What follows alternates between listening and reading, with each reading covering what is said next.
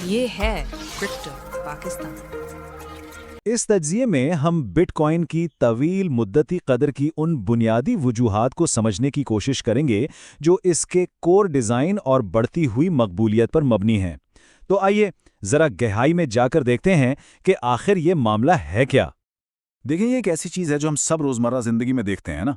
वक्त के साथ साथ हमारे पैसों की कदर मुसलसल बदलती रहती है और अक्सर कमी होती है।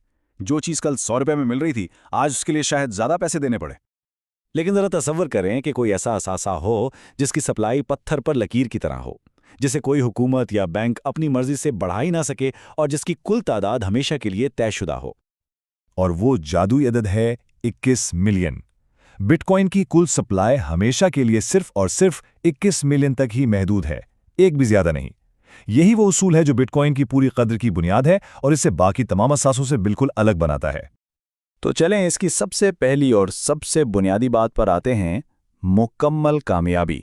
ये एक ऐसा उसूल है जिसे तोड़ा नहीं जा सकता। रिवायती करेंसियों और बिटकॉइन में ज़मीन आसमान का फ़र्क है। मरकज़ी बैंक जब चाहें मज़ीद नोट छाप सकते हैं जिससे हमारे पैसों की कदर कम हो जाती है, लेकिन बिटकॉइन के साथ ऐसा हो ही नहीं सकता क्योंकि उसकी सप्लाई कोड के ज़रिए हमेशा के लिए 21 मिलियन पर लॉक कर दी गई है। और यही प्रोग्रामशुदा कामयाबी इसकी असल ताकत है। अच्छा, तो पहली बात तो हो गई इसकी कामयाबी की। अब आते हैं दूसरे बड़े फैक्टर पर, यानी नेटवर्क का असर। जैसे जैसे ज़्यादा लोग और इदारे इसे अपनाते हैं, बिटकॉइन की कदर में भी इजाफा होता जाता है। इसको समझने के लिए मेटकैफ का कानून बहुत अहम है। ये कानून कहता है कि किसी भी नेटवर्क की कदर उसके इस्तेमाल करने वालों की तादाद के साथ तेजी से बढ़ती है। मतलब हर नया शख्स जो इस नेटवर्क का हिस्सा बनता है, वो उसे सिर्फ अपने लिए नहीं बल्कि बाकी सबके लिए भी कई गुना ज़्यादा कीमती बना देता है। और ये मकबूलियत हर सतह पर फैल रही है। कहानी शुरू हुई आम लोगों से, जहां कैश ऐप और पेपाल जैसी ऐप्स ने करोड़ों लोगों के लिए इसे खरीदना आसान बना दिया। फिर बड़े इदारे मैदान में आए जो ETFs यानी स्टॉक मार्केट फंड्स के जरिए इसमें अरबों डॉलर्स की सरमायाकारी कर रहे हैं। और अब तो बात यहां तक पहुंच गई है कि कुछ ममालिक इसे कानूनी करेंसी का दर्जा भी दे रहे हैं। अब एक बहुत ही दिलचस्प पहलू की बात करते हैं कि बिटकॉइन को डिजिटल सोना क्यों कहा जाता है और ये किस तरह रिवायती सोने के लिए एक चैलेंज बनकर उभर रहा है। बुनियादी नुक्ता यह है कि बिटकॉइन भी सोने की तरह कदर को महफूज रखने वाला एक गैर रियासती असासा है, लेकिन इसके साथ कुछ ज़बरदस्त टेक्निकी फ़वाइद भी हैं।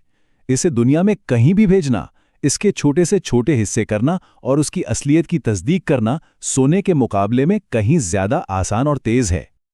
इसमें बढ़ने की कितनी गुंजाइश है, इसका अंदाज़ा सिर्फ सोने से मुवाजना करके लगाया जा सकता है।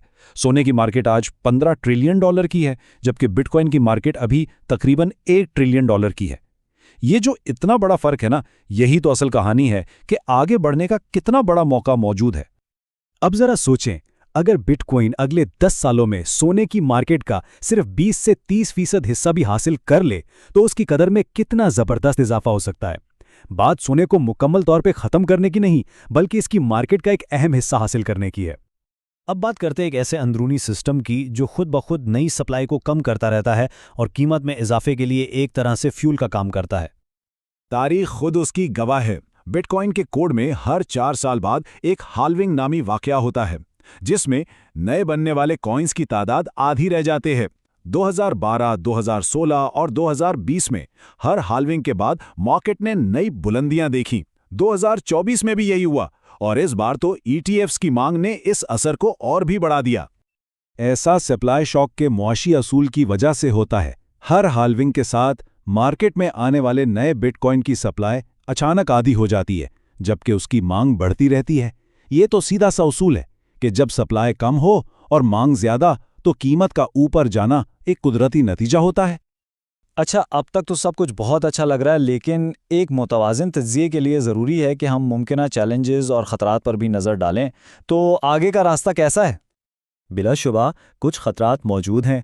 मसलन हो सकता है कि कोई नई बेहतर टेक्नोलॉजी आ जाए जो बिटकॉइन की जगह ले ले, या हुकूमतों की तरफ से सख्त कवानीन बनाए जाएं। माहौलियाती खदशात भी हैं, या ये भी हो सकता है कि मार्केट एक सतह पर आकर ठहर जाए। इन चीज़ों को नज़रअंदाज नहीं किया जा सकता। लेकिन इन खतरात के बावजूद कई ताकतवर अवामिल हैं जो एक बहुत मुस्बत तस्वीर पेश करते हैं।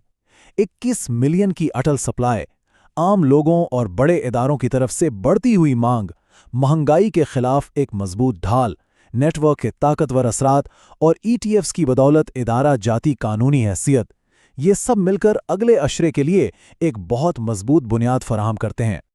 तो आखिर में एक सवाल सबके जहनों में छोड़ जाते हैं, एक ऐसी दुनिया में जहां रिवायती करेंसी लामहदूद तौर पर छापी जा सकती है, क्या बिटकॉइन की ये मुकर्रा 21 मिलियन की सप्लाई ही इसका सबसे बड़ा और हतमी फायदा है?